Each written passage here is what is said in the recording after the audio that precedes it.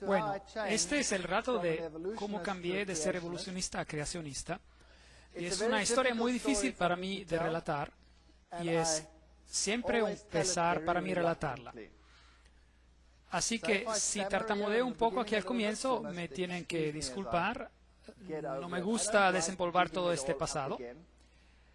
Pero hay ocasiones en las cuales es importante hacer ver cómo Dios ha conducido en la vida de una persona. Así que tengo que empezar esta historia desde el comienzo, desde su comienzo.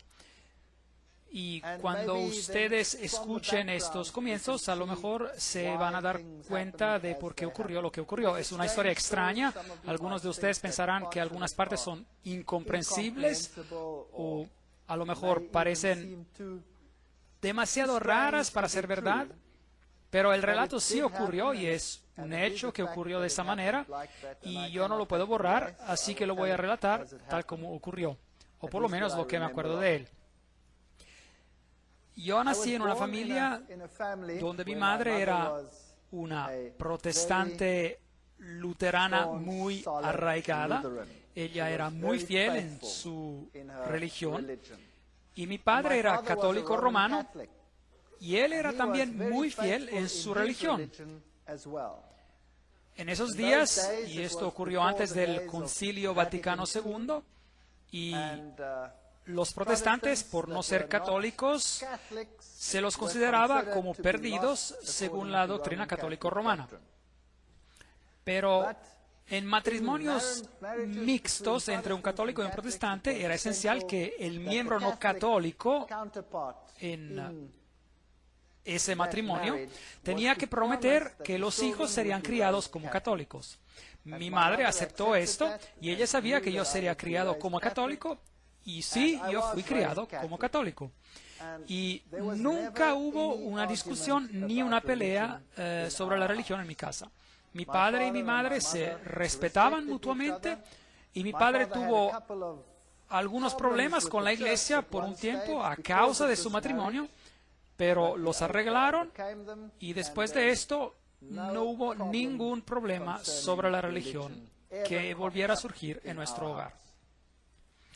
Y cuando aún era joven, como entre 7 u 8 años, mi madre se enfermó y le diagnosticaron cáncer. Y le dieron poco tiempo de vida. Ellos dijeron que ella tenía más o menos de 3 a 4 meses de vida, pero ella era una señora muy fuerte y logró sobrevivir por más de o menos 4 años. Ella murió cuando yo tenía 12 años. Pero esos 4 años fueron años muy miserables, muy difíciles. Ella sufrió más que cualquier otra persona que yo haya conocido personalmente. Y ella perdió una tras otra parte de su cuerpo. Tuvo una mastectomía y tuvieron que sacarle parte de sus intestinos. Tuvo colestomías. Y eventualmente se deterioró más y tuvo que pasar por operación tras operación. Y en esos días no eran tan sofisticados como lo son ahora. La quemaron bajo el tratamiento de radiaciones. Se les olvidó que ella estaba en el tratamiento y tuvieron que sacarle pedazos de piel negra. Así que ella sufrió de gran manera. Y a pesar de todo esto, ella nunca renunció a su fe. Y yo era muy apegado a mi madre. Pero a causa de todos los problemas que había en la casa y el hecho de que mi madre estaba al punto de muerte durante un largo periodo de tiempo, 4 años, había también bastante tensión en mi casa. En la escuela recibí también una instrucción religiosa. Yo estudiaba en una escuela protestante, la mayoría protestante, era la escuela alemana. Y yo recibí la instrucción religiosa por separado. Los católicos iban a ver a la monja y ella nos daba la instrucción religiosa. Ahora, yo he encontrado monjas muy amables a lo largo de mi vida y he conocido a monjas que son verdaderamente dulces y suaves y que son muy amables con los que están a su alrededor. Pero esta monja en particular, que me daba instrucción religiosa, era una persona muy dura, según la experiencia que tuve de jovencito en ese entonces. Y constantemente me decía que era algo muy triste que mi madre, que era protestante, no vería al reino de los cielos, pero se asaría en el infierno por siempre y para siempre. Y esto me molestaba bastante porque yo quería mucho a mi madre, y especialmente porque ella tenía tanto sufrimiento en su vida. Y esto duró como unos 3, 4 años durante la enfermedad de mi madre. Y más seguía este asunto y más rebelde yo me volvía en cuanto a las enseñanzas que se me estaban dando. Yo iba a la iglesia muy regularmente, tenía que ir a la iglesia cada domingo con mi padre. Yo pasé por todos los sacramentos, como la comunión y todas las cosas que hacen los católicos. Y me volví tan resentido que al final solía ser bien descarado durante la clase de instrucción religiosa. Y me sacaron de la clase y se me dijo que tenía que sentarme afuera en el patio. Y por un par de años pasé por un infierno ardiente en esa escuela, porque el director de la escuela estaba de alguna manera relacionado con todo esto y cada vez que me veía me daba una paliza. Y yo lo tomaba bastante bien, puedo ser bastante arrogante, o mejor dicho, yo era bien arrogante, y a lo mejor ahora no lo soy tanto, pero si se me atraviesan de manera bien mala, o a lo mejor el hombre viejo en mí regresa, no sé, continuamente lucho en contra de esto. Bueno, el director me azotaba, y me acuerdo bien claramente que yo me agachaba, y él me azotaba 1, 2 y 3 veces, y yo le preguntaba, ¿ya ha acabado o se le ha paralizado su brazo? ¿Qué le está pasando? Y él se enojaba tanto que él empezaba a darme unos azototes bien fuertes, y cuando ya me había dado 6, yo le decía, dame uno más, por favor, porque yo lo puedo llevar a la corte, porque no se les permitía azotar solo 6 veces. Eso era lo que le permitía, así que yo no era muy popular.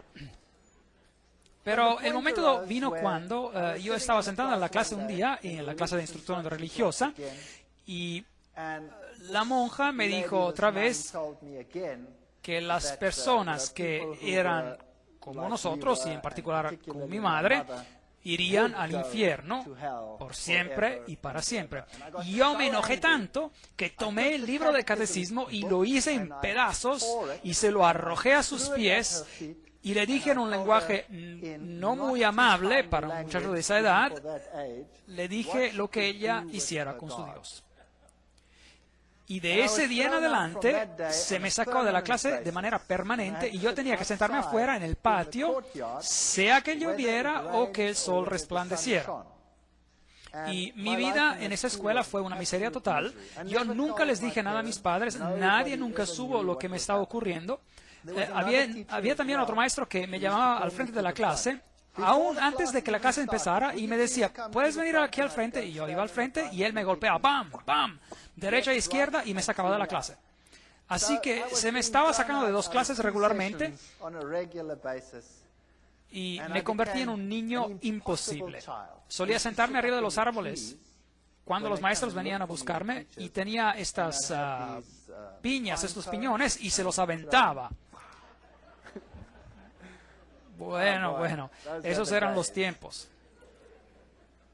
Bueno, de todos modos, llegó el momento cuando mi madre ya no pudo más, y yo tenía 12 años de edad y ella murió. Y de ese tiempo en adelante mi vida de hogar se desintegró por completo. Mi padre se casó con otra señora que era la típica madrastra, casi como una madrastra de los cuentos. No me quería a su alrededor para nada y posiblemente yo era un niño imposible, lo tengo que admitir. Así que me enviaron a hogares y ya no se permitió ir a la escuela. Tenía que dejar la escuela y aprender un oficio. Y es allí cuando me desperté y dije, no quiero hacer esto. Así que logré convencer a unos parientes y fui a otra escuela. Y pasé los años de escuela y salí bastante bien, no sobresaliente, pero tampoco muy mal. Y después fui al servicio militar y finalmente ingresé a la universidad. Pero desde la edad de 12 años en adelante yo ya no confiaba ni creía en Dios Para nada. En cuanto me concernía, si Dios existía, tenía que ser un dragón y yo no quería tener nada que ver con él. Y cuando ingresé a la universidad, allí estudié ciencias y estudié zoología y pensé que esto era lo mejor que había desde que había vida. Y allí descubrí todo sobre la teoría de la evolución y yo me encontraba en la universidad que era el bastión, la fortaleza de la evolución. La evolución se utilizaba para todo. Cada clase estaba basada sobre la evolución. Y es increíble porque esta universidad empezó como universidad religiosa y tiene un gran departamento de teología. Pero a pesar de eso, la Facultad de Ciencias era increíblemente secular y en cuanto a sus enseñanzas, muy basadas sobre la evolución. Tenían algunos nombres muy importantes en cuanto a sus profesores, como Robert Broom y personas como él que habían trabajado con la calavera del niño de Taung, el supuesto ancestro de los humanos, y nuestros museos estaban llenos de estos huesos. Y yo realmente me involucré en la teoría de la evolución y pensé que esta era la respuesta a todos los problemas. Durante mi estancia en la universidad tenía un compañero de cuarto. Me encontraba en el albergue para estudiantes y mi compañero de cuarto era una persona muy amable, pero él era muy seguidor de la nueva era.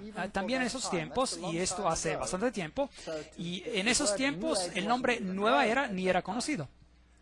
Y él estaba involucrado en la cientología.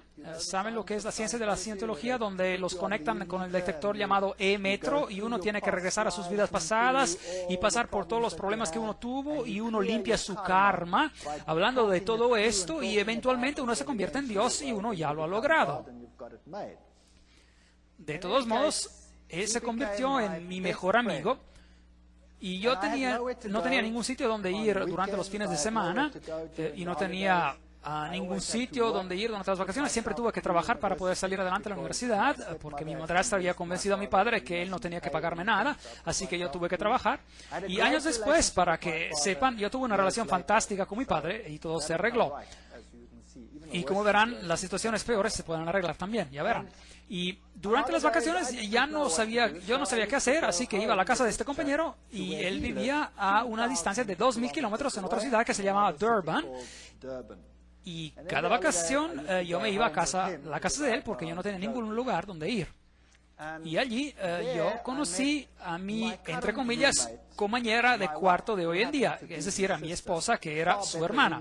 Ella es mucho mejor compañera de cuarto de lo que él nunca fue. Y ahora les tengo que contar algo del pasado de ella. Ahora, ustedes saben que por qué yo era ateo, porque yo no creía en nada, había aceptado la teoría de la evolución y se había convertido en la respuesta a todos mis problemas. El pasado de ella era totalmente diferente. Su padre, en sus tiempos jóvenes, trabajaba para un periódico y se lo enviaba para investigar todos los acontecimientos raros del ocultismo en el país. Así que él trabajaba para este periódico y tenía su equipo de colaboradores y todo el equipo como cámaras infrarrojas y todo lo que se necesita, y él iba por Sudáfrica para investigar un acontecimiento raro tras otro. Él era muy escéptico y no creía en nada de esto, creía que era todo un gran chiste y que las sesiones de espiritismo eran una gran broma y una gran falsificación. Y mientras seguía asistiendo reunión tras reunión, él se dio cuenta de que esto no era una broma.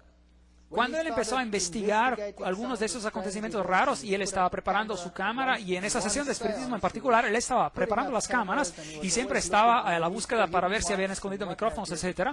Y algo lo agarró. No había ninguna persona que lo agarrara, pero alguien o algo lo agarró y lo golpeó de tal manera, tan fuerte, que tenía un golpe, un chichón grande como un huevo en su cabeza y fue afortunado de poder escaparse aún en vida. Cuando a alguien le pasa algo así, uno no empieza a pensar, bueno, había un micrófono escondido que me dio un golpe. Así que él se encontró en situaciones que eran tan raras, situaciones en las cuales él más tarde se involucró. Situaciones como en la casa en la cual se había mandado a dormir al niño y los zapatos del niño regresaban caminando por el cuarto. Y en otra situación, con un bebé recién nacido que gritaba de manera histérica, y cuando los padres ingresaban a su cuarto siempre lo encontraban puesto arriba del armario, y ese es un recién nacido, fuera de su cama y arriba del armario, y corrían hacia él y justo lograban agarrarlo en los brazos antes de que se estallara al piso. Así que él fue a esa casa y selló cada una de las ventanas y puso sus guardias afuera porque él pensó que alguien estaba haciendo una broma pesada, y él mantuvo todo cerrado y se puso a la espera. Y asimismo el bebé empezó a gritar y él corrió hacia el cuarto y el bebé estaba arriba del armario y justo llegó tiempo para agarrarlo antes de que cayera al piso. Y hubo otras ocasiones cuando en una cierta casa excremento humano volaba por la casa y él estaba sentado en esta casa y empezó a ventear y el excremento humano empezó a estrellarse en contra de las paredes. Acontecimientos muy raros, brujería de la peor. Había una casa que era plagada, acosada por un babuino que venía a destrozarlo todo. Un babuino es un chango, un mono grande, y este mono destruía todo y aterrorizaba a la familia y nunca podían atraparlo. Y luego un día le dispararon mientras entraba y el mono se fue corriendo hacia afuera y ellos siguieron las manchas de sangre y llegaron hasta el frente de la casa y allí estaba tumbado uno de sus trabajadores muerto. Uno de sus trabajadores muerto. Así que esta era la típica brujería africana, así como se encuentra en África, en algunos lugares hasta la fecha. Y esto lo convenció de que había algo que estaba realmente ocurriendo y él se involucró en sesiones de espiritismo más profundamente y después empezó a aprender que había medium más elevados y medium de más bajo nivel. Los de más bajo nivel eran para la gente de bajo nivel y los medium de nivel más elevado se comunican con los espíritus mejores. Y así fue como él se involucró en este tipo de actividades y eventualmente él se involucró en el movimiento de la nueva era y logró él logró alcanzar un nivel muy elevado en este movimiento. Él escribió libros sobre esto y él fue muy bien recibido en estos círculos de personas. Años después, los padres de mi esposa se divorciaron y él se casó con una persona, una dama, que también había alcanzado una posición muy elevada en el movimiento de la nueva era. De hecho, es una de las instructoras en el curso de los milagros. Ella enseña a la gente cómo convertirse en Cristo y cómo hacer milagros.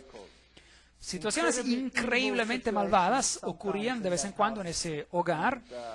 Los acontecimientos que ocurrieron en la casa de mi esposa cuando ella era niña son acontecimientos muy extraños. Tenían una silla donde había supuestamente alguien que estaba sentado y que se oía respirar profundamente. Y había también un bastón que caminaba por sí solo y traqueteaba y cosas parecidas. Y ella creció con estas situaciones y para ella esto no era nada. Ella estaba acostumbrada. Y para mí esto era bien extraño. Yo era ateo y no creía en nada y trataba de racionalizar todo eso de manera científica. Y después, cuando mi esposa y yo nos casamos, nos mudamos a la ciudad donde yo estaba en la universidad y durante años no nos ocurrió ningún problema grave. Y después, con mi esposa, tuvimos nuestro primer hijo y nuestro segundo hijo, y después nuestro hijo más joven. Mi esposa estaba embarazada de él, y mi suegro vino a visitarnos. Y él se quedó en un departamento que teníamos afuera de la casa, y él se quedó allí con nosotros. Y pensando bien las cosas, yo creo que es ahí donde todo empezó a ocurrir, porque si uno tiene una presencia de ocultismo, del ocultismo, uno va a tener esa presencia en su casa por mucho tiempo. Les quiero también decir que cuando estábamos recién casados, fuimos a vivir muy cerca de ellos y pasaron acontecimientos muy extraños en nuestra casa. Acontecimientos absolutamente horrorosos en algunas ocasiones. Nuestros platos volaban por el cuarto y se estallaban contra la pared y cosas similares. O cuando uno estacionaba el coche y el coche empezaba a tambalear moviéndose hacia un lado del garaje. Ocurrieron cosas muy extrañas en esos entonces. Pero uno se olvida de esos acontecimientos y uno los racionaliza y piensa que a lo mejor no existieron, pero eran acontecimientos extraños. Cuando mi esposa estaba embarazada con nuestro último hijo, y mi suegro se mudó a vivir en nuestra propiedad. Ella se enfermó de manera grave y estaba tan enferma que nosotros no pensábamos que ella sobreviviría. Y ella entraba y salía del hospital y tenía que estar con un respirador y estaba muy, muy enferma. Y después pensamos que había algo que estaba mal con el embarazo, y los doctores analizaron todo y ellos dijeron que lo mejor que se podría hacer era de abortar, porque el niño estaba probablemente muerto. En esos tiempos aún no tenían un escáner en los hospitales, así que no podían saber exactamente y no sabían si a lo mejor el niño ya estaba muerto o no. Así que decidimos que teníamos que transferir a mi esposa a otro hospital donde tenían un escáner, y ya logramos hacer eso. Y ella estaba muy enferma, tenía una temperatura muy elevada, y ellos hicieron el escaneo, y este pequeño feto era de un tamaño así de pequeño, y él se encontraba en muy buen estado y estaba chupando su pulgar. Así que nosotros decidimos que no íbamos a abortar, pero más bien que íbamos a continuar con el embarazo. Y íbamos a ver todo lo que ocurriría. Y por fin, después de 9 meses de infierno y de enfermedades y de toser y de pasar más tiempo en el hospital que afuera del hospital, ya dejaron salir a mi esposa y el niño nació. Y este niño era el niño más miserable que uno se pueda imaginar. Era un niño imposible. Él gritaba desde la mañana hasta la noche. Si uno quería darle de comer, uno tenía que envolverlo varias veces en una manta para que no pudiera mover sus brazos, porque si no él agarraría y rasguñaría a uno con sus uñas mientras se le trataba de darle de comer. Y si uno lo ponía en la cama, él gritaba y gritaba y seguía gritando. Así que teníamos un método donde uno quedaba sentado cerca de él y mecía la cama por largo tiempo hasta que por fin el niño se dormía. Y uno se iba a hurtadillas a la cama y trataba de dormirse, y el momento que uno lograba dormirse, el niño empezaba a gritar otra vez. Y esto siguió por meses, una situación absolutamente caótica. Y no había nada que uno pudiera hacer para apaciguar a este niño. Mi esposa estaba destrozada y yo estaba destrozado, estábamos todos totalmente hechos pedazos. Y después, una noche, a las 2 de la mañana, yo tuve un sueño, que alguien me estaba estrangulando. Y el sueño fue tan real que me desperté sudando frío de la cara y mi corazón estaba latiendo como loco, como si fuera un tambor tocando rápidamente, y yo me senté tieso tratando de recuperarme de esa pesadilla terrible que había tenido, y justo el momento después, el pequeñito en el cuarto al lado del nuestro gritó como si alguien lo estuviese matando. Y mi esposa y yo recibimos un susto tan grande que salimos corriendo de la cama y corrimos hacia nuestro pequeño bebé y lo tomamos en los brazos, y cuando hicimos eso, él empezó a temblar de manera violenta y su temperatura subía y le daban convulsiones por la fiebre. Así que lo llevamos de urgencia al hospital y lo miraron y tuvieron que poner una tienda, una carpa de refrigeración. Tenían una tienda, una carpa que tenía temperaturas bajas, y le pusieron una infusión endovenosa, y después él estaría entre la vida y la muerte. Y él se recuperaba de esa situación y regresaba a la casa y permanecía tan imposible como antes de irse al hospital, y después las cosas iban bien por unas 2 o 3 o 4 semanas, no me acuerdo exactamente del periodo de tiempo entre estos ataques, y después exactamente a las 2 de la mañana, precisamente a esa hora, era siniestro. Teníamos un reloj en nuestra cama, era uno de esos relojes digitales que muestra la hora, y así que uno podía ver que eran exactamente ahí, eran las 2 de la mañana. Las 2 de la mañana. Y en ese momento es que yo me despertaba con ese sentimiento terrible de que alguien me estaba estrangulando, y sacudía levemente a mi esposa y le decía: acabo de tener esa pesadilla horrorosa otra vez. Y después el pequeñito gritaba en el cuarto del lado y salíamos corriendo y lo tomamos en los brazos y lo mismo ocurría. Y las cosas se volvían tan graves que pensábamos que no lograríamos llegar al hospital y que el niño no sobreviviría. Y no había nada que uno pudiera hacer. En cuanto empezaba a gritar, sus temperaturas subía, y subía de tal manera que él se desvanecía. Eventualmente en el hospital llegaron a conocernos también que tenían el lugar preparado para él cuando quiera que se necesitara. No sabían lo que le estaba pasando, nunca pudieron encontrar la causa. En una de esas ocasiones el doctor dijo que tenían que inyectarlo en su zona lumbar, porque tenía que haber algo que estaba mal con el fluido de su espina dorsal. A lo mejor tenía un tipo de infección cerebral que estaba causando esto. Y yo me acuerdo que lo estaba llevando al hospital y era solo un bebé. Y después él gritó de tal manera que mi esposa se puso histérica, y cuando los doctores salieron a vernos dijeron, esto es increíble. Había 4 adultos que tenían que inmovilizar a este bebé, y él tenía menos de 1 año de edad, y había 4 adultos que tenían que inmovilizarlo porque él les daba trabajo a los 4. Así que este pequeño bebé, no cabe duda, estaba bien poseído. Y uno lo puede racionalizar si esto ocurre una vez y si esto ocurre 2 veces, pero si esto sigue ocurriendo por semanas y por meses sin parecer terminar, que exactamente a las 2 de la madrugada uno tiene una experiencia en un cuarto y inmediatamente después hay un grito en el cuarto de al lado, pues la ley de la estadística nos dice que no importa cuán ateo uno sea y no importa cuán científico uno pueda que ser, en cuanto a este asunto, los 2 acontecimientos tienen que estar conectados.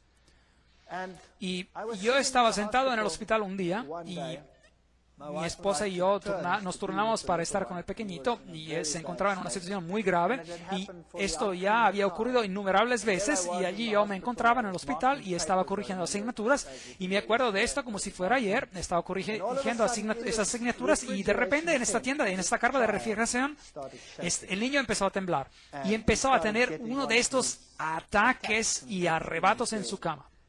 Y corrí y llamé a la enfermera y lo tomé en mis brazos, y él temblaba de tal manera que arrancó las infusiones que tenía en el cuerpo.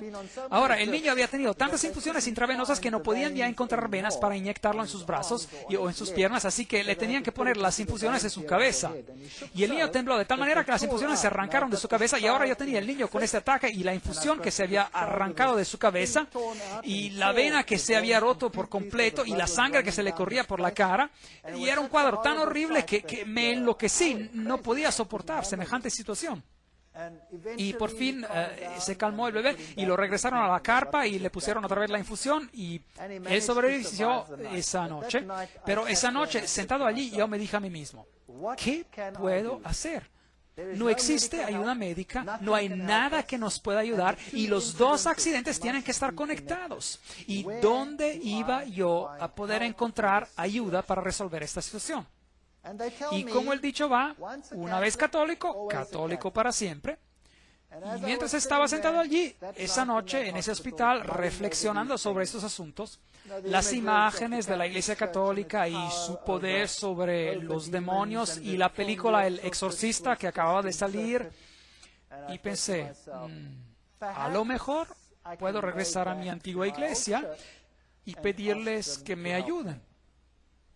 Así que tomé la decisión que haría esto porque no tenía otra salida, y el día siguiente me fui a la Iglesia Católica, y el sacerdote católico estaba sentado en un cuarto, y me acuerdo bien también del detalle, tenía una copa ahí, una botella de brandy, y no estaba muy sobrio.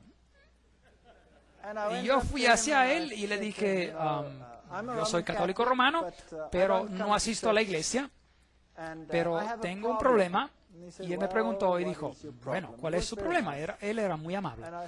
Y yo le dije, bueno, usted sabe, yo soy un ateo y un científico y no quiero hablar de esto como si, bueno, como no estuviera a la altura. Bueno, tengo un problema en la casa. Y él me pregunta, bueno, ¿qué tipo de problema? Bueno, es un problema sobre acontecimientos extraños en mi casa. Y él dijo, oh, no. Yo no quiero tener nada que ver con eso. Y él me dijo, eso no es mi campo. Déjeme su nombre y su número de teléfono y lo vamos a contactar. Y así que le di mi nombre y número de teléfono, y todo lo que le dije es que tenía acontecimientos extraños en mi casa, es todo. Y yo salí de allí y dije, bueno, eso fue una gran ayuda, muchas gracias. Y no había permanecido mucho tiempo en la casa cuando recibí una llamada de teléfono por parte de otro sacerdote. Y este sacerdote se escuchaba muy sofisticado. Y me preguntó si yo quería encontrarlo en un monasterio allí cerca. Así que fui al monasterio y allí vi a un hombre anciano. Y su aspecto se veía tan impresionante y me impactó de manera muy grande. Me dijo que me sentara Y después, él empezó a relatarme a mí cuál era el problema en mi casa. Y yo me quedé a boca abierta.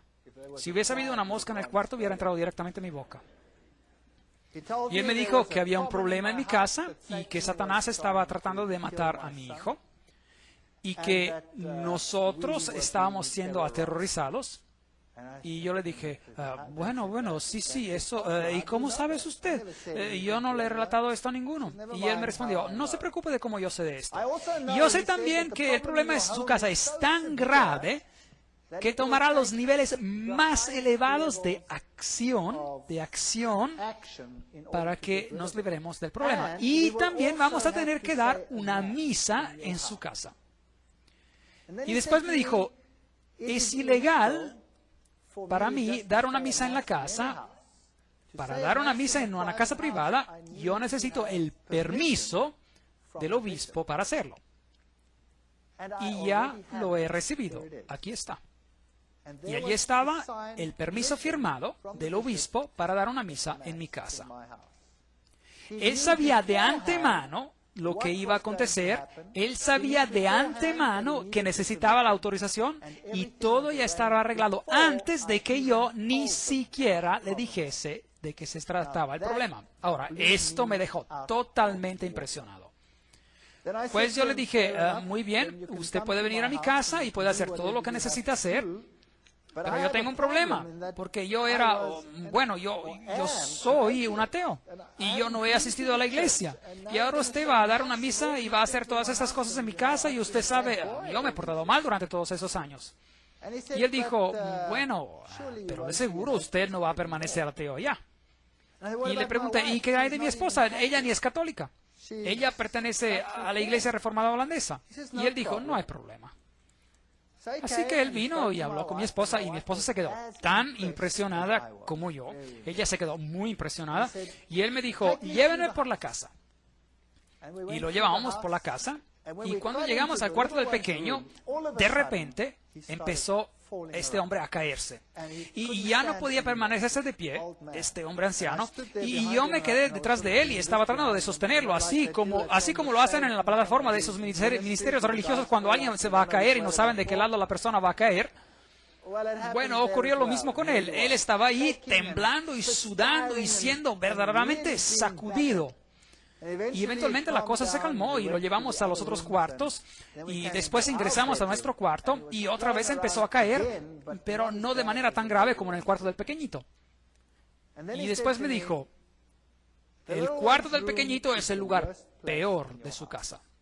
Ahora tenemos que exorcizar su casa entera. Tráigame algo de agua. Le trajimos algo de agua. Y después él sacó una sal especial, que dijo que era una sal muy especial, una sal bendita para exorcizar. Y él hizo la señal de la cruz con la sal en el agua. Y después me dijo que él tenía un anillo particular, que tenía las reliquias de un santo en particular, que era potente en cuanto a exorcizar. Y él, ese sacerdote, había sido un exorcista para la Iglesia Católica Romana en muchas naciones. Él era de Irlanda.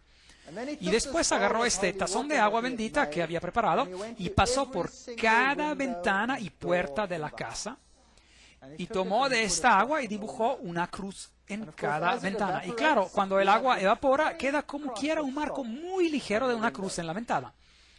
Y él pasó por toda la casa con esta agua bendita y después puso el agua bendita al piso y después dijo, ahora vamos a dar la Santa Misa aquí en el cuarto de este niño.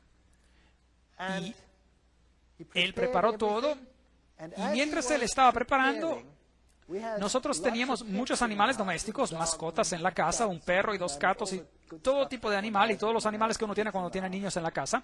Y mientras él estaba preparando la misa, de repente todos los animales vinieron al cuarto corriendo, ¡boom!, de golpe. Y allí estaban sentados. Y yo miré todo esto y dije, esto es extraño, ¿qué está ocurriendo? Y él dijo, bueno, él dio la misa y después antes de irse, él dijo, ahora, lo que ustedes tienen que hacer es que arriba de cada cama de cada niño, ustedes tienen que poner lo siguiente. Y él sacó de su bolsillo amuletos de Lourdes, donde María había aparecido, de Lourdes, y él nos dijo, nos dio los amuletos de Lourdes y nos dijo que había muchos falsos, pero estos eran los originales, y nos dijo que teníamos que ponerlos sobre cada cama de los niños. Y después hizo algo increíble, tomó la cruz con la cual él había sido ordenado y me la dio y me dijo, esta póngala sobre el pequeñito. Yo odio cuando el diablo destruye a niños pequeños. Así que la colgamos ahí arriba, y mi esposa estaba dando clases de cerámica en la escuela técnica y había hecho una vasija muy bella y decidió dársela como un regalo, porque ¿cómo puede uno pagar por lo que este hombre había hecho? ¿Qué puede hacer uno? Así que ella le dio esto como regalo. Y él dijo, este regalo es tan precioso, yo lo voy a dar a las monjas que se encuentran en un cierto monasterio donde ellas jamás salen a ver la civilización. Y después se fue. Y esa noche estábamos muy ilusionados. Tomamos al niño pequeño y él estaba bastante contento y no estaba gritando como era usual, y lo tomamos y le dijimos que era la hora de ir a la cama, y cuando eso ocurría se volvía una fiera, pero ahí estaba contento él. Y lo pusimos en su cama, y él estaba apenas empezando a dar sus primeros pasos, y lo pusimos a la cama, y el niño, cada vez que lo poníamos a la cama, siempre había hecho lo siguiente: se había puesto en una posición fetal, y es decir, se hacía bolita y empezaba a golpear y a gritar y a ponerse totalmente rojo y a volverse totalmente loco. Y esa noche lo pusimos a la cama y se acostó de espalda y se rió. Y extendió sus brazos de esta manera y empezó a hacer los sonidos de que los niños pequeños hacen, como gu gu, y se durmió. Y por primera vez en su vida durmió durante toda la noche. Y la noche siguiente también durmió durante toda la noche. Y la noche siguiente, y la noche siguiente, y la noche siguiente, y la siguiente semana, y el siguiente mes. Y ahí estaba yo, el científico ateo testarudo, que lo sabe todo. Y había paz y calma en mi hogar. Y después me di cuenta de que yo no lo sabía todo, para nada. Y ahora me dije, ¿y ahora qué voy a hacer? Aquí hay un problema muy grave en mi casa, y la iglesia resuelve el problema. Ahora, ¿voy a ignorar lo acontecido o voy a decir, existe un Dios y yo tengo una responsabilidad hacia ese Dios? Y por varios meses yo luché con este pensamiento, verdaderamente luché interiormente, y mi esposa también luchó con esos pensamientos, y después dije, no tengo otra elección, yo tengo que regresar a la iglesia. Afortunadamente mi primer hijo había llegado a la edad donde tenía que atender las clases para la comunión, y esto me dio una excusa para ir a la iglesia. Así que fui a la iglesia, y allí había un par de estudiantes en esta pequeña villa universitaria, y ellos me dijeron, ¿qué hace usted aquí? Y yo les dije, bueno, mi hijo tiene que frecuentar para prepararse a la comunión. Y yo empecé a ir a la iglesia, y me involucré bastante en la iglesia nuevamente. Cada domingo, fielmente, todos íbamos a la iglesia. Y mi esposa empezó a decir que así tenían que seguir las cosas. Así que ella también frecuentaba la iglesia, aunque no se involucró tanto como yo. Y porque había tanta armonía en la casa, ya nos volvimos más relajados. Y un día estaba sentando y pensé, esta casa necesita un cambio. Y como típico hombre de chepe alemán, le dije a mi esposa, ¿sabes? Si hiciéramos esto y esto y el otro, podríamos hacer algo con nuestra casa. Y subí arriba al ático para ver exactamente cuáles eran los muros maestros, y después agarré un mazo y derrumbé todo lo que no me gustaba. Y así decidimos reestructurar toda la casa, y eso fue lo que hicimos. Había logrado ahorrar algo de dinero, y en ese entonces no tenía ningún problema grave, así que remodelamos prácticamente toda la casa. Y durante ese proceso yo tuve que ir a ver a un hombre que trabajaba para trabajar en mi cocina. Y por entonces aún no estaba verdaderamente involucrado en la iglesia, aún estaba en ese estadio donde decía, bueno, si no sé lo que ocurre, pero vamos a ver. Bueno, y este hombre que iba a trabajar en la cocina vino a verme y me dijo que yo camino con el Señor, me dijo. Y aún me acuerdo de haber pensado, oh, por favor, aquí está otro que camina con el Señor. Y yo le dije, muy bien, usted camine con el Señor. Yo estaba bastante descarado, pero bueno, usted camina con el Señor, pero yo quiero la cocina arreglada, ¿está bien? Y él dijo, bueno, sí, está bien, pero puedo darle esto. Y él me dio un panfleto, un folleto. Y bueno, él era una persona amable, así que yo me quedé allí con el panfleto y yo lo puse en un cajón y dije, bueno, lo voy a leer después. Y después él acabó de poner la cocina y la casa se acabó de remodelar, y después, cuando todo eso se había acabado, yo empecé a regresar a la iglesia. Y esto siguió por un periodo de un año, y yo fielmente iba a la iglesia regularmente. Y yo siempre estaba sentado allí el domingo de la mañana y me asombraba de todas las cosas, bueno, de todo lo que yo sabía que estaba ocurriendo en la Iglesia Católica. Y otra vez volví a estudiar el catecismo acompañando a mi hijo en el estudio del lo mismo, y me pregunté sobre el mismo ritual que ocurría una vez y otra vez todo el tiempo. Y ustedes saben, la hostia que se levanta y el cambio de pan a la divinidad y la pequeña cajita con la luz roja donde Dios se encontraba. Y me empecé a preguntar por qué Dios quería las mismas cosas una y otra vez. Y por qué Él estaba satisfecho con el mismo ritual una y otra vez. Pero yo estaba convencido que esta era la verdad. Yo estaba convencido que el catolicismo era el representante de Dios aquí en esta tierra, porque había resuelto el problema en mi hogar. Pero yo quería conocer a ese Dios. Y yo quería saber lo que significa tener una relación con ese Dios. Y consideré el movimiento carismático. Ellos tenían los derrumbados por el Espíritu, y me pregunté, a lo mejor es eso lo que uno necesita para saber que Dios existe, porque yo en realidad no lo siento, no sé dónde está.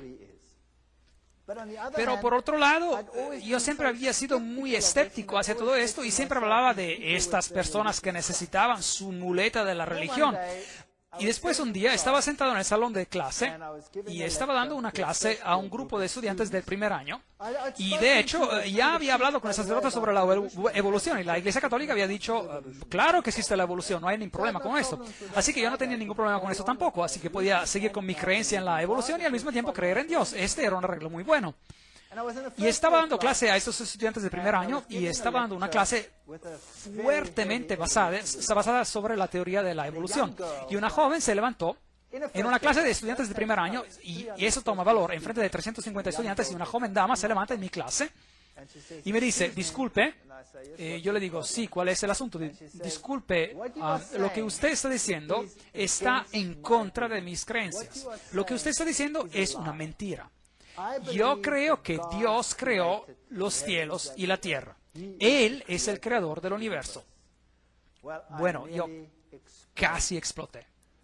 Yo la destruí con palabras, me burlé de ella y la acabé. Ella se sentó y empezó a llorar allí en mi clase, y yo me dije a mí mismo, muy bien, trabajo bien hecho. Y después acabó la clase y todos los estudiantes se quedaron muy impresionados con toda mi elocuencia y todo lo que había demostrado en el pizarrón, y cómo yo había comprobado cuán ridícula era la idea de que esta joven había expresado. Y después regresé a mi oficina, y ustedes se acuerdan de que hubo una pregunta antes sobre la conciencia, ¿se acuerdan? Bueno, esta voz pequeña no me dejaba en paz, la conciencia, y seguía diciéndome qué hombre mezquino y malo yo era, y cómo podía yo en frente de todos atacar y humillar de tal manera a esta joven. Y yo me sentía muy mal por lo que había hecho, y mi conciencia no me daba reposo. Y no sabía qué hacer con esos sentimientos, así que como típico católico me dije, bueno, ahora en la ida a la casa para almorzar, nunca vivimos lejos de la universidad, así que siempre iba a la casa para almorzar. Bueno, yo voy a pasar a la iglesia por la iglesia católica, y me voy a sentar allí un rato, y espero que así ese sentimiento se vaya. Así que me fui con mi coche e ingresé a la iglesia y me senté allí, y estaba cerrada la iglesia. Bueno, la puerta estaba abierta y se podía ingresar a un par de bancos, pero el altar estaba completamente cerrado porque ladrones habían estado robando. Y yo me senté allí y hablé con Dios y miré hacia la pequeña luz roja, que significa que la hostia estaba allí, y eso significaba que la presencia de Dios estaba allí también. Y me sorprendió de que Él estuviera encerrado, entre comillas, en esa cajita pequeña. Y después me quedé sentado por un largo rato y estaba torturado en mi mente, estaba pasando por una tortura mental, y me dije a mí mismo, Dios tiene que estar aquí porque Él ha hecho cosas tan maravillosas en mi vida. Mi familia es totalmente diferente. Mi esposa había aceptado de ser convertida. Yo había llamado al sacerdote católico para que viniera a nuestra casa para que ella se convirtiera en católica, pero por alguna razón él nunca logró pasar por la casa. Siempre tenía cosas que hacer, pero como quiera, él había quedado de pasar a la casa. Y yo estaba sentado en la iglesia y estaba luchando con Dios y le dije que yo tenía todos esos sentimientos y no sabía dónde él se encontraba. Y nunca lo había verdaderamente encontrado. Y yo sabía que en otras iglesias había todos esos acontecimientos interesantes que estaban ocurriendo. Y aquí ocurría siempre lo mismo, cada domingo. ¿Y dónde estás, Dios? Decía. Y yo me quedé sentado allí en la banca y le dije a Dios, bien, si tú verdaderamente existes, ahora me tienes que hacer ver, porque yo verdaderamente no te puedo encontrar. Y con ese sentimiento me fui a la casa, sintiéndome un poco mejor. Y algo típico de mi persona, llegué a la casa rápido, empecé a rebuscar en un cajón, estaba buscando algo y de repente, mientras estaba buscando en el cajón, mi mano agarró ese panfleto, ese folleto. Ese ocurrió un año después de que ese hombre que caminaba con el Señor me había dado ese panfleto. Y yo tomé el panfleto y empecé a leerlo. Estaba escrito en alemán y tenía 3 columnas. Tenía la ley de Dios en una columna y tenía la ley según la Iglesia Católica y tenía la ley según la Iglesia Luterana. Y luego explicaba cómo los mandamientos habían sido cambiados por la Iglesia y tenía también los textos bíblicos de cómo habían sido cambiados. Y yo pensé en mí mismo, ahora, ¿qué tipo de basura es esto? Esto es una basura total. Y le hablé a mi esposa, y le dije, esposa, bueno, no le dije así, la llamé por su nombre, y yo le pregunté, ¿tenemos una Biblia en la casa? Y ella dijo, no creo, yo no creo que tengamos una Biblia. ¿Cómo que no? Claro que debe haber una Biblia en la casa. Hemos estado yendo a la iglesia por casi un año y no tenemos una Biblia en la casa. Había muchos libros de catecismo en la casa, así que tomé un libro del catecismo y lo abrí y leí, y efectivamente los mandamientos indicados en el panfleto eran idénticos con los que estaban escritos en el libro del catecismo. Y después me acordé de una vieja caja que una señora anciana que había muerto me había dejado. Y la había puesto en el garaje después de haber ordenado algunas cosas, y me acordé de que había muchos libros en la caja y yo sabía que una señora anciana seguro debía de tener una Biblia. Así que salí afuera al garaje y empecé a rebuscar en la caja, y de cierto allí encontré una vieja Biblia alemana. Así que ingresé a la casa y la abrí, y allí estaba.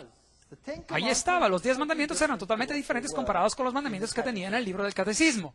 Y esto me dejó perplejo.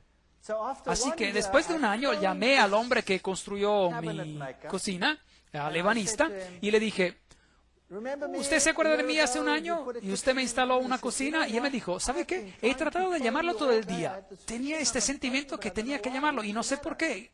¿Qué está pasando?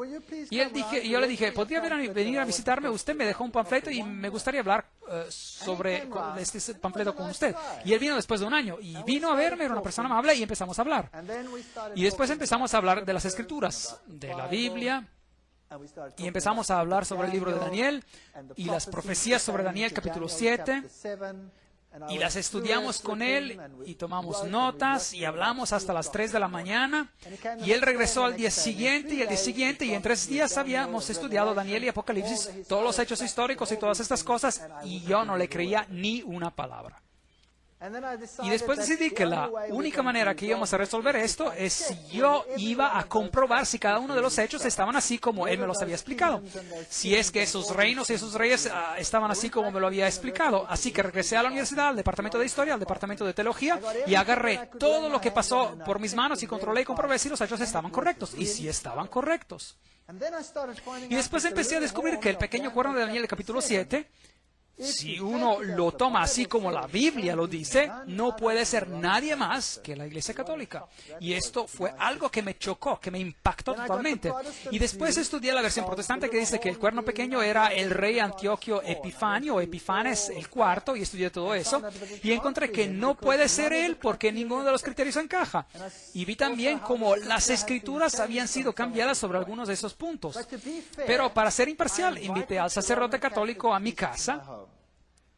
Y le pregunté, ¿puede por favor venir a visitarme a mi casa? le tengo que hablar sobre un asunto. Y él vino, y mi esposa estaba presente, yo estaba allí, y tomé la Biblia, y tomé los capítulos en Daniel, y se los mostré en detalle, y le mostré los cambios de los mandamientos y todas estas cosas. Y después me dijo, yo no te puedo hablar de este asunto porque yo no estoy metido, no estoy enfocado en la palabra en la Biblia para nada. Y yo me quedé a boca abierta. Frente a mí se encontraba un sacerdote y él no estaba metido, no estaba enfocado en la palabra. Y él dijo, tenemos algunos especialistas que están metidos, están enfocados a la palabra. Pero para mí no tiene ningún sentido lo que usted dijo. Y se fue. Y después llamé a pastores de otras iglesias y debatimos, a veces hasta las horas tardías de la noche, sobre lo que el pequeño cuerno era. Y cada vez que regresaban a mencionar a Antioquio Epifanio, yo les decía, pero no puede ser porque él se levanta después de Roma, el cuerno pequeño. No puede haber sido un rey durante los tiempos griegos. Y eventualmente ellos también se iban y decían que no puede ser de otra manera. Así que yo estaba delante de este terrible dilema. Y lo peor de todo fue en que empezamos a hablar sobre el sábado. Este otro hombre, el de la cocina y yo. Y estudiamos todo sobre el tema del sábado. Y yo le dije, pero esto es ridículo. ¿Cómo pueden ustedes guardar un mandamiento? Porque dice que el Señor en 6 días creó los cielos y la tierra, el mar y todas las cosas que en ellos hay. Esto es totalmente ridículo. Todo empezó a existir gracias a la evolución. Y él dijo, no, todo empezó a existir gracias a la creación. Dios lo creó. Y se me calentó la cabeza y yo le dije, pero eso es basura. Y él me dijo, se lo voy a comprobar. Y yo le dije, inténtalo pues. Y él lo intentó. Y el día siguiente él vino a mi casa con una pila de libros de este tamaño, todos sobre el creacionismo. Y me los dio. Y yo me acuerdo que cuando revisé esos libros y daba mi clase rápidamente y regresaba a mi oficina y revisé esos libros muy rápidamente y se los regresé en un periodo de tiempo muy corto. Y aquí están sus libros, le dije. Y él me preguntó, ¿y qué opina? Y yo le dije, nunca he leído tanta basura en toda mi vida. Y él me dijo, no se preocupe. Y me trajo otra pila como la primera. Y también revisé esos libros y era todo tan confuso y lleno de tanta basura. Y le regresé los libros. Estos libros no son para nada científicos, no puedo aceptar esto. Así que debatimos sobre si Dios era el creador o si no era el creador y yo lo maté con la ciencia. Tenía todo el vocabulario científico a mi disposición, era un catedrático, un evolucionista y yo sabía qué decirle a la gente, a gente como él. Yo había sido entrenado para esto y sabía cómo aniquilar a gente que se oponía al científico en alguno de estos campos. Y él se frustró de tal manera conmigo y un día él se frustró tanto que me dijo, ¿sabe qué? ¿Qué? Y yo no tengo un problema con la evolución o la creación. Usted tiene un problema. Y usted se resuélvalo.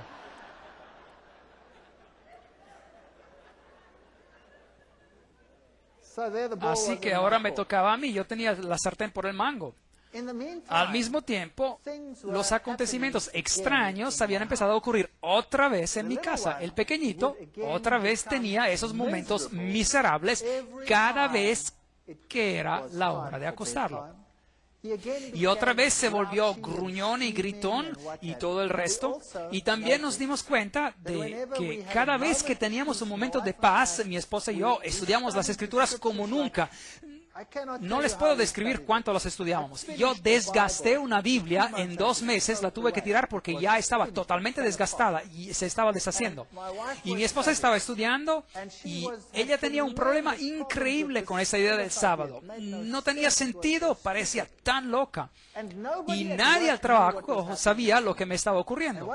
Y un día fui al trabajo y la secretaria en mi departamento vino a verme y me dijo, tengo algo para que usted lea. Y me dio un montón así de alto de documentos. Y cuando los revisé en un momento que tenía libre, vi que era un largo documento en contra del sábado y que había sido escrita en contra de los adventistas del séptimo día. Y esto me sorprendió mucho porque nadie en el trabajo sabía lo que me estaba ocurriendo. ¿Saben? Un científico nunca admitiría que ahora está hablando o pensando sobre la religión. Eso sería ridículo. Mis colegas eran todos ateos. Y yo tomé esto y pensé, ¿y ahora qué hago con este documento? No tengo tiempo con esto. Yo estoy ahora con el problema de la evolución y la creación. Así que le pasé el documento a mi esposa y le dije, aquí hay material, revísalo y a lo mejor encontramos una salida de todo esto.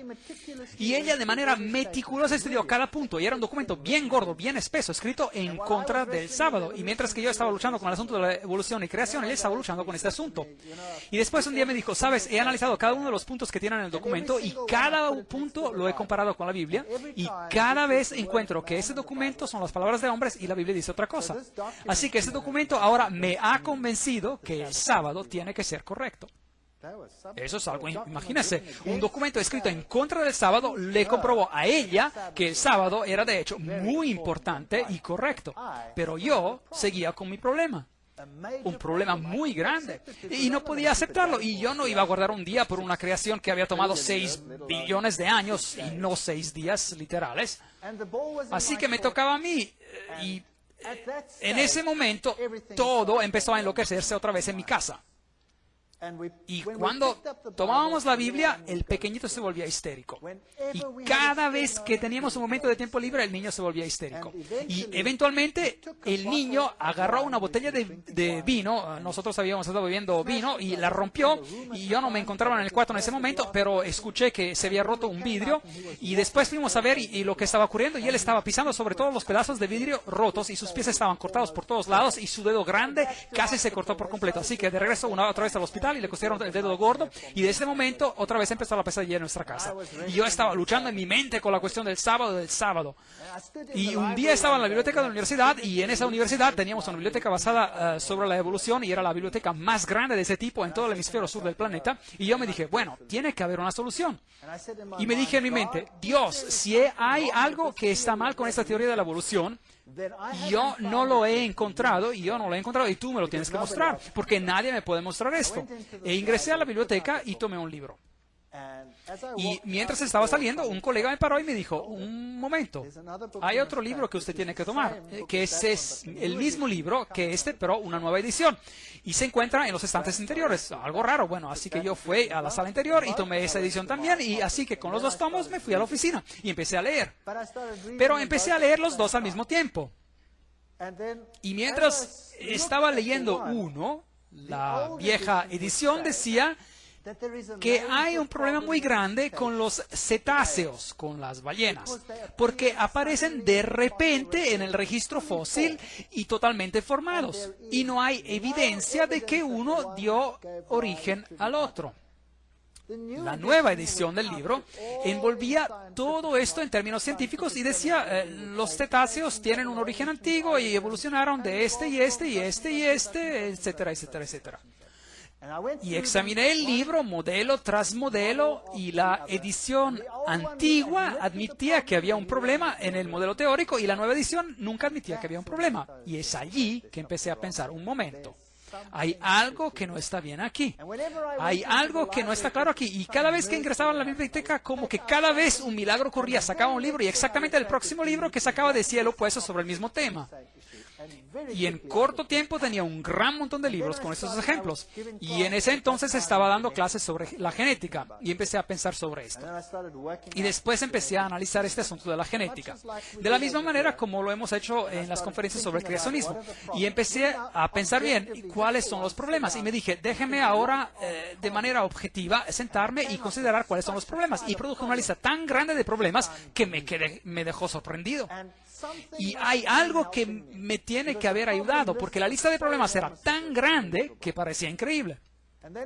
Y después una noche estaba sentado en la casa y el pequeño otra vez se portaba de manera imposible. Él se fue a la cama y nosotros también nos acostamos, y a las 2 de la mañana tuve una pesadilla.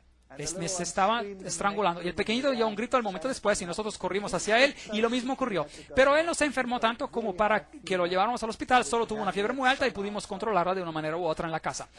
Y después contacté al ebanista, el que me había puesto la cocina, y le dije, ¿sabes? Hay algo verdaderamente raro aquí. Yo sé que según la Biblia, que este sistema, el sistema romano católico, no puede ser el sistema de Dios. Pero habíamos tenido este problema y no le quería contar sobre esto. Y bueno, después le dije como a medias, pero no le conté todo. Y él me dijo, no se preocupe, vamos a orar. y el problema se paró. Y una semana después volvió a ocurrir otra vez, a las 2 de la madrugada. Y lo que había ocurrido, sin que yo supiera, él había reunido a un grupo de personas y él les había pedido que oraran a las 2 de la madrugada, que se levantaran, así que ellos ponían sus despertadores regularmente y se levantaban y oraban por una familia que ni tampoco conocían. Y tuvimos una paz total, donde pudimos estudiar nuestras Biblias con paz y calma. Y después una noche, una de las damas que oraban decidió que, bueno, ahora ya iban bien las cosas porque se tenía que levantar. Y no se levantó. Y eso volvió a ocurrir. Ahora, pensando atrás, Dios no necesitaba la oración de esa persona, pero había lecciones en esta experiencia que serían importantes para mí. Que Dios quiere la unidad entre su pueblo y todos tienen que estar unidos sobre un asunto. Así que esa fue una lección para ellos y también para nosotros. Y después llegué al punto donde yo sabía que no podía quedarme entre dos opiniones para siempre. O esto es la verdad, y lo había estudiado y verificado, había buscado a profesores que me hablaran sobre el significado en griego de esto, el significado hebreo de esto otro, había averiguado los hechos históricos, había estudiado las profecías, no había otra manera en la cual todo esto tuviera un sentido lógico. Había estudiado lo que las otras iglesias habían dicho al respecto y no tenía sentido. Y yo sabía que había que tomar una decisión. No había otra salida. Y yo decidí que sí lo iba a hacer. Iba a decidir a favor de esto. No importaba cuán aislada y rara me pareciera ser esta iglesia. La primera vez que mi esposa vio adventistas, se puso a llorar. Comían de manera tan rara, eran tan diferentes a como éramos nosotros. Y me acuerdo que el hombre me dijo, ¿no quieren venir a uno de nuestros servicios de culto? Y yo dije, es domingo, ese es mi día libre. Yo me paseo en la camiseta de jeans y chanclas. Y no voy a ir a ninguna iglesia a no ser que vaya exactamente así como soy. Porque si yo iba a la iglesia católica, me iba en jeans y camiseta y chanclas. Y él dijo, bueno, está bien, venga. Así que fui a la iglesia adventista y me senté en el fondo y vi a todas estas personas con sus trajes y sus corbatas y me disgusté. Y todos me miraron, pero se portaban de manera amable conmigo. Y cosas extrañas como esa. Y no me gustaba el cuadro. No me gustaba cómo se veían tan diferentes a comparación con todos los otros. Mis amigos eran tan rudos y hacían bromas pesadas y todo tipo de cosas. Y estas personas eran tan diferentes. Mi esposa se puso a llorar cuando los vio. Y dijo, no quiero ese estilo de vida. Yo quiero mi antiguo estilo de vida. Nosotros solíamos sentarnos al borde de la piscina a beber cerveza y contar chistes. E invitábamos amigos y teníamos fiestas y cosas parecidas y ellos eran tan diferentes. Es como la diferencia entre el día y la noche. Y uno cree que nunca va a poder ser feliz allí. Y ella lloró y lloró y lloró, pero sabía que de todos modos tendría que regresar. Y después, un día, decidí que ya no soportaba la situación en el trabajo con todas estas enseñanzas sobre la evolución y otra cosa extraña ocurrió. La cabeza del departamento me pidió liderar, de ser el líder de un grupo de discusión sobre la evolución con los estudiantes de posgrado dentro de unas 2 semanas. A todos les tocaba y a mí me hubiera tocado dentro de unos meses, pero algo ocurrió y anticiparon mi turno. Y ahora yo tenía un problema muy grave. ¿Voy a ingresar a ese grupo de discusión con mi boca llena de estar pretendiendo de ser lo que yo no soy? ¿O tomo mi posición en cuanto a lo que ahora creo? Y tenía un gran temor. Es increíble. Estaba tan atemorizado en cuanto a ese acontecimiento. Para perder la cara entre los colegas cuando uno ha sido lo mejor entre ellos es una experiencia muy dolorosa. Y decidí después de una fuerte lucha interior que tomaría mi posición, que sí lo haría. Mis nuevos amigos, que con el andar del tiempo se habían convertido en menos raros a mis ojos, estarían orando por mí mientras que yo lideraba esa discusión. E ingresé en esa sala de clase y todos los colegas de trabajo estaban sentados allí. Esta era una reunión para estudiantes de posgrado, así que todos los colegas estaban presentes y también todos los estudiantes de posgrado. Así que el formato de la discusión era de empezar con una presentación y después de tener este grupo de discusión sobre la evolución. Y empecé la presentación y después cambié el tema y hablé sobre los genes y mencioné cada uno de los problemas. Y acepté todo el sistema genético así como lo había entendido en esa fecha. Y dije al fin, y por esto, la evolución no es posible. Bueno, la primera reacción fue silencio absoluto. Y después se armó un alboroto total. Uno de mis colegas se puso totalmente rojo de la cara y empezó a gritarme a lo loco, y espuma empezó a salir de su boca, literalmente con el enojo total. Era algo increíble. Y después, uno de los estudiantes, una joven, es interesante ver cómo ocurren estos asuntos, una estudiante destacada, ella se levantó y dijo, quiero decir algo. Y miró a todos los profesores y dijo, cuando yo vine a esta universidad, yo creía en Dios. Yo tenía una buena vida, yo tenía una buena relación con Dios. Y ahora yo no creo en nada ya. He perdido mi fe, mi vida se está desboronando y ustedes me han privado, me han quitado mi fe. Y ahora el Dr. Veit está dando esta presentación y me ha mostrado ahora que ustedes me han estado engañando. ¿Se pueden imaginar qué ocurrió en ese departamento? Ese fue el fin. Mi vida ya no valía ni un céntavo en cuanto a mi credibilidad científica. Había dejado de ser. Cuando caminaba por la vía, mis colegas se daban la vuelta y caminaban por el otro lado. Y en ese momento decidí que sería imposible para mí de seguir. Y después tuvimos una reunión especial donde se decidió que la base de toda enseñanza tiene que ser la evolución. Y claro, yo no podía estar de acuerdo. Así que decidí dar mi carta de despido. Así que me despedí. Y la cabeza del departamento me dijo, bueno, usted no puede hacer eso de esta manera. Yo tenía muchos estudiantes y era bien popular entre los estudiantes. Y la mayoría de los estudiantes de posgrado estaban bajo mi supervisión. Y después el rector de la universidad me llamó para que lo viera. Y el rector dijo que tenía que ir a verlo. Y bueno, pensé yo, ahora tengo que ir a ver al rector. ¿Y qué voy a hacer? Nunca he tenido algo bueno como que vestir. Nunca había tenido un traje en mi vida, así que me compré un traje para ir a ver al rector. ¿Lo pueden creer? Y cuando me puse ese traje tonto para ir a ver al rector, algo me impactó tremendamente, como si me hubiera dado un relámpago. Es algo personal, y me dije, mira qué estás haciendo, tonto. Te pones un traje para ir a hablar con un hombre, pero cuando vas a visitar a Dios, te pones unos jeans y una camiseta. Bueno, eso es algo muy personal y a mí no me interesa si alguien va a la iglesia con sus jeans y su camiseta. Eso está bien, pero eso es algo para mí a nivel personal. Y esto me estorbaba. Y después fui a la oficina del rector y me senté enfrente del rector y empezamos a hablar. Y él habló conmigo por 1 hora. Y era muy difícil para la universidad deshacerse de mí, porque yo tenía todos estos estudiantes a cargo. Y empezamos a hablar y por fin él dijo, ¿sabes? ¿Qué pasa si decides de no armar problemas? Pues te podríamos dar algo mejor. Eso sería de promoverte a nivel de profesor. Y yo era bastante joven y hubiera sido el profesor más joven de la universidad.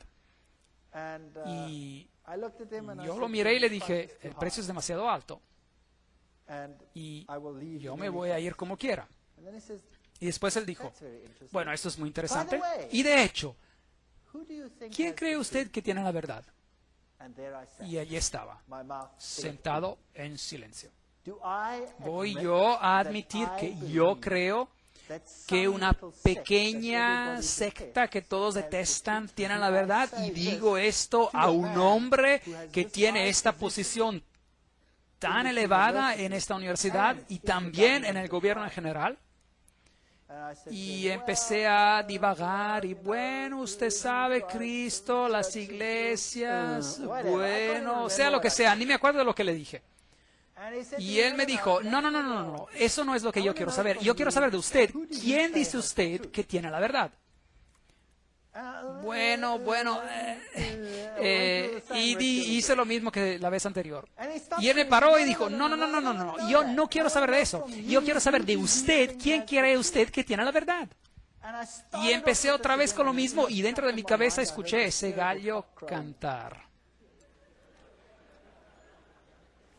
3 veces pensé,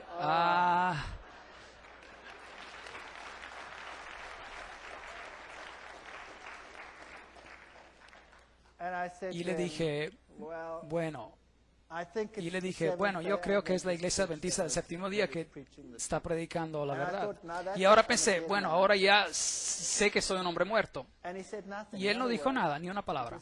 Y él dijo, bueno, muchas gracias.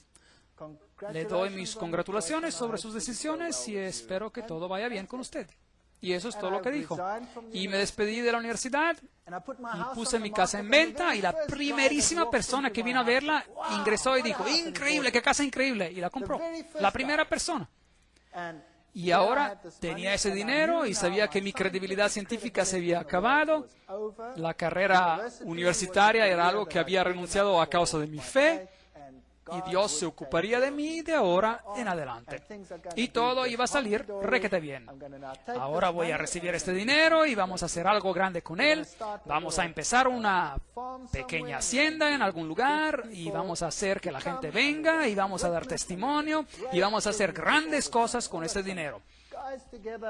Y reuní a algunas personas y empezamos este proyecto y plantamos trigo y el trigo creció a lo loco. Y creció tan alto que los campesinos de todo el distrito vinieron y dijeron, ustedes que trabajaron en la universidad, ustedes saben algo de especial. Y yo dije, no, estamos haciendo exactamente lo mismo que hacen ustedes, pero me dije a mí mismo, es porque nosotros estamos caminando con Dios, es por esto que nuestro trigo ha crecido mucho más que el de ustedes. Y si ustedes hicieran lo mismo, también el trigo de ustedes crecería de la misma manera. ¿Ves? Una vez cristiano, todo les va a ir de manera fantástica. Y estaba contento de estar afuera de la universidad y nos mudamos a ese lugar y empezamos a poner en marcha el proyecto. Y nuestro dinero estaba todo invertido en el terreno. Invertimos mucho más dinero en préstamos para conseguir todo lo que se necesita para una cosecha de trigo. Todo para hacer toda esta cosecha de trigo. Y después una bandada de pájaros llegó, que era tan grande como nunca he visto en mi vida. Y pasaron por alto todas las haciendas con el trigo pequeño y se bajaron en el mío y lo hicieron su casa y quedaron solo rastrojos.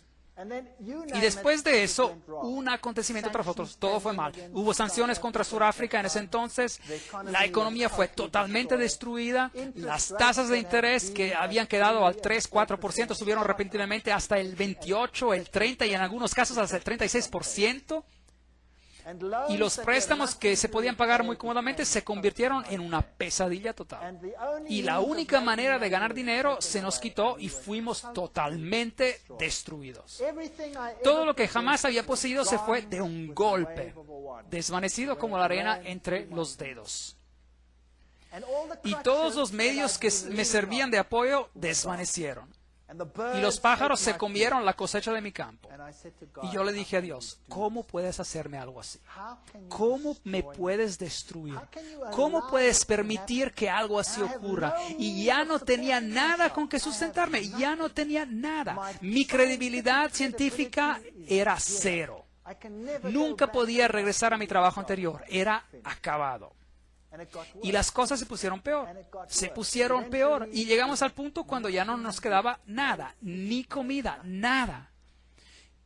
Y mi esposa y mis hijos y yo nos sentamos y hablamos sobre el asunto y decidimos, si esta era la verdad, y yo no creo que todo lo que había ocurrido había venido desde el otro lado.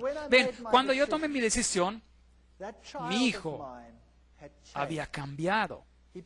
Él se convirtió en un niño totalmente diferente. Antes, aun cuando no estaba enfermo, él tenía como quiera una mirada oscura y sombría en su cara. Y él cambió de tal manera que se convirtió en el más dulce y amable niño en nuestra casa. Se convirtió en un placer de vivir con él. Y yo sabía que lo que había ocurrido anteriormente había sido una artimaña. Yo sé que la Biblia dice que Beelzebú no va a echar afuera a Beelzebú. Pero lo que había ocurrido en mi casa es que no había sido echado afuera por Beelzebú. Cuando la Iglesia Católica había venido y hecho lo que tenían que hacer, Satanás había dicho a sus demonios, quédense quietos. Y cuando ustedes se queden quietos y permitan al niño que se relaje, ellos serán atrapados el doble de lo que lo estaban antes. Y eso ocurrió también. Pero después de que tomamos nuestra decisión, este niño fue sanado totalmente. Él es el niño más espiritual de todos mis hijos. Y él es tan diferente que yo sabía que esto tenía que ser de Dios. Era algo totalmente diferente. Otra cosa interesante que ocurrió fue ese mismo sacerdote católico, después de todo ese tiempo, más de un año había pasado, totalmente de sorpresa, mientras estaba luchando con esa decisión, me llamó por teléfono. Y yo respondí al teléfono y dije, hola. Y él dijo, yo soy el padre tal y tal.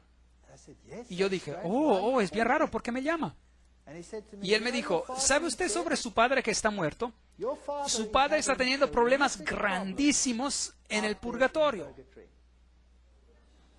Es verdad, eso es lo que él me dijo. Y yo le dije, pero ¿cómo sabe usted? Y había estudiado en la Biblia sobre qué pasa cuando uno muere y sabía lo que ocurría, así que le pregunté, ¿y usted cómo sabe? Y él me dijo, las monjas que nunca ven al mundo, los del otro lado le han dicho que su padre está teniendo problemas y él está teniendo problemas por causa suya. Y será bien que usted regrese a la iglesia rápidamente.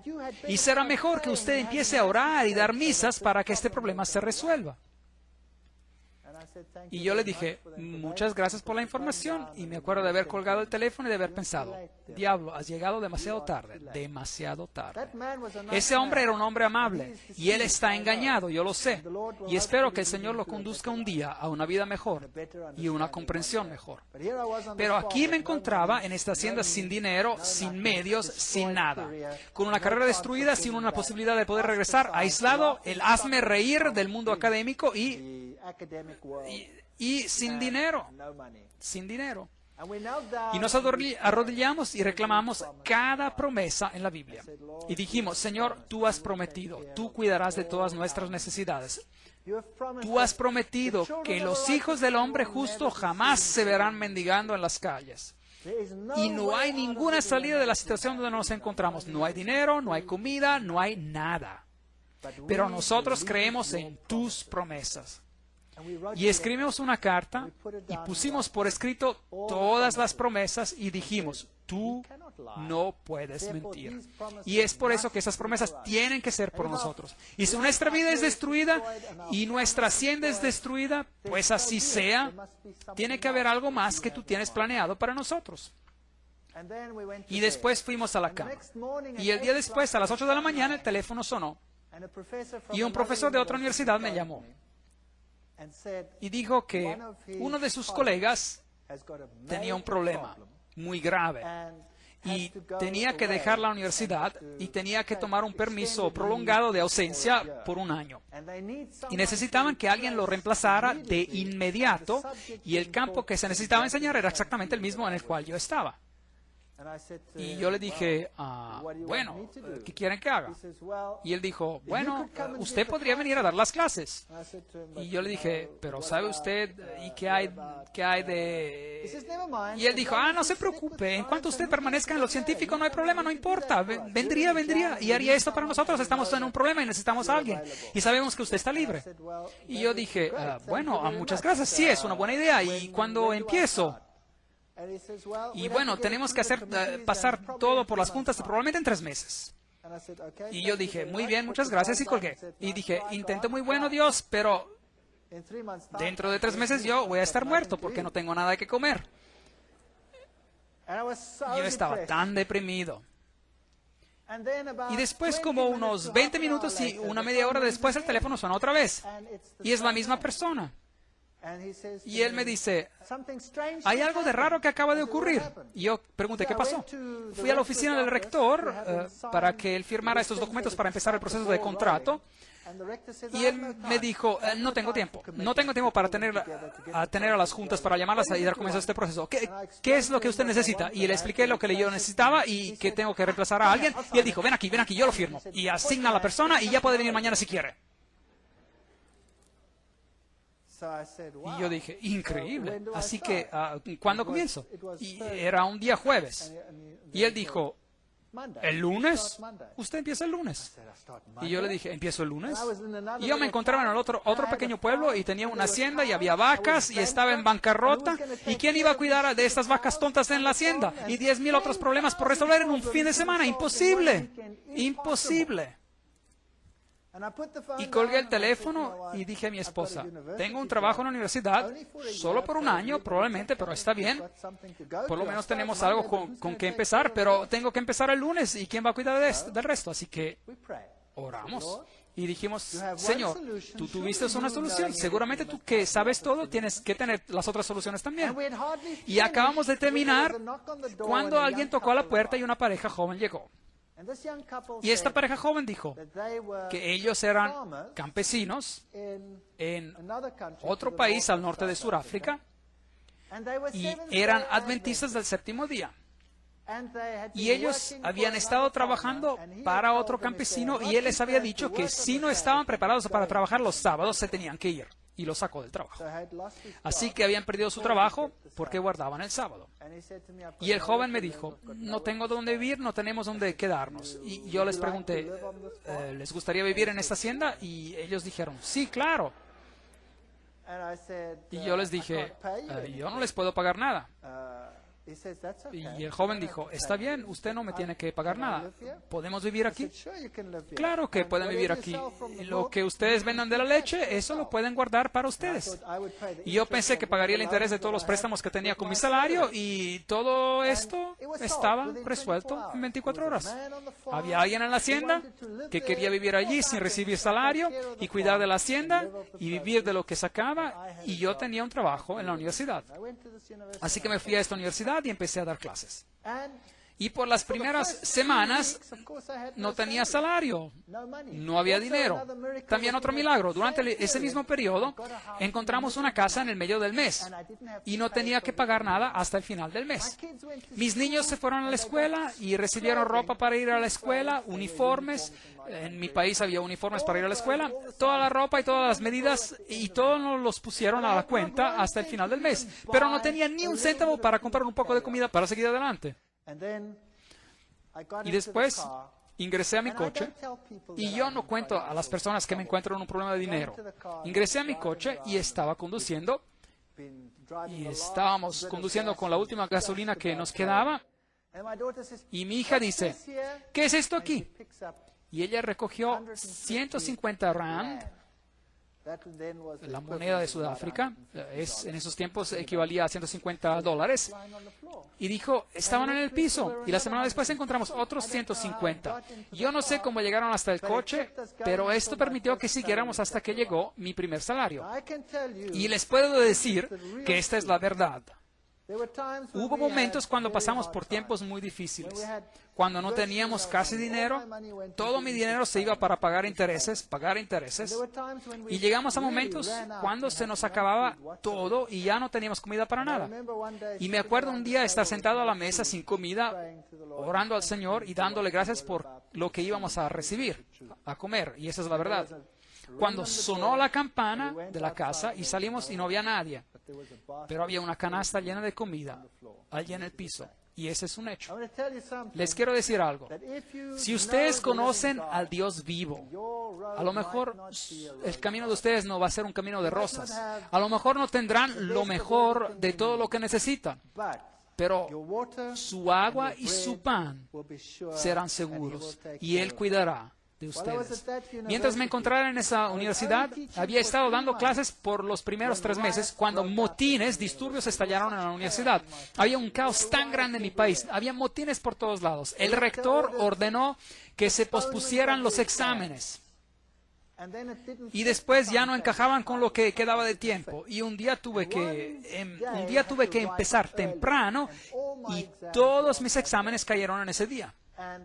Y después la cabeza del departamento me llamó y yo le dije, ¿qué tengo que hacer ahora? He hecho todo lo que tengo que hacer acá. Y por 6 semanas ya no hay nada que va a suceder, solo motines en el campus de la universidad.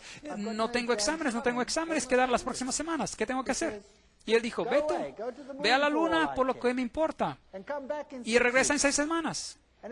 Y mientras alguien había arreglado al mismo tiempo para que yo fuera por un viaje por 6 semanas a los Estados Unidos y otros lugares para observar las foretas petrificadas y otras cosas alrededor del mundo.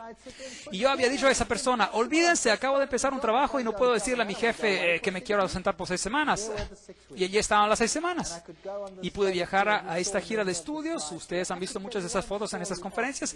Y yo les podría contar una historia tras otra y los podría mantener ocupados toda la noche. Les quiero decir que el Señor intervino con tal poder en nuestras vidas, y mientras seguimos con nuestras vidas nuevamente de regreso a la universidad, empezaron a respetarme por la ciencia que estaba practicando.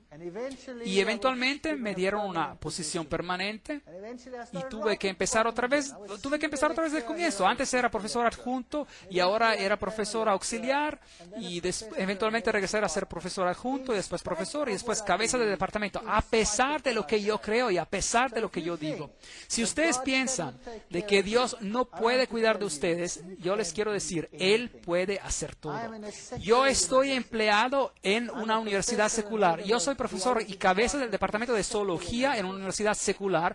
Y yo enseño y predico el creacionismo, lo cual es imposible en cuanto a imaginación humana. Y a pesar de eso, yo tengo esa posición. Nunca tengan miedo de tomar posición por el Señor y por su verdad. Si usted es honesto, el Señor se va a ocupar de todas sus necesidades. Yo no sé si esto va a ser para siempre. Tarde o temprano alguien va a cerrar la posibilidad, pero no me importa. El Señor va a tener algo más. Y Él está ofreciendo lo mismo para cada uno de ustedes. Tomen un paso por lo que es correcto. Hagan lo que es correcto y el Señor va a cumplir cada una de sus promesas.